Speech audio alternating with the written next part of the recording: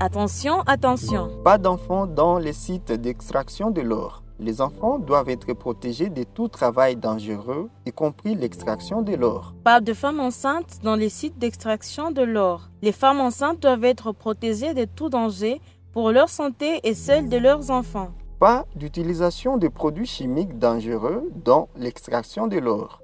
L'utilisation de produits chimiques dangereux comme le mercure doit être évitée, car elles nuisent à la santé des travailleurs et de l'environnement. Non à la consommation de boissons fortement alcoolisées dans les sites miniers. La violence, sous toutes ses formes, doit être évitée dans les sites d'extraction de l'or.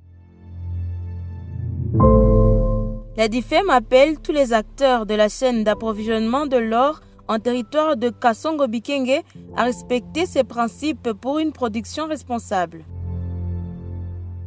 Les coopératives minières doivent collaborer avec les communautés locales pour promouvoir des pratiques minières responsables. Cela peut inclure la sensibilisation des communautés impactées par leur activité au respect de leurs devoirs. Voici quelques conseils pour les coopératives minières qui souhaitent mettre en œuvre des mesures de protection des femmes et des enfants. Commencez par une évaluation des risques. Cela permettra d'identifier les domaines où des mesures de protection sont nécessaires. Développer des politiques et des procédures claires. Ces documents doivent être mis à la disposition de tous les membres de la coopérative. Former les membres de la coopérative aux nouvelles politiques et procédures.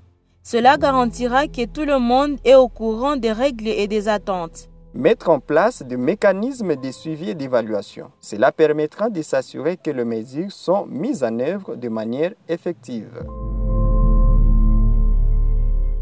DIFEM pour un or responsable. Ceci est un message de la dynamique des femmes des mines, DIFEM, dans le cadre de son projet promotion de la mise en œuvre du devoir de diligence en territoire de Kasongo, en province du Maniema, sous le financement des Global Communities, dans son projet Zahabu Safi, financé par USAID.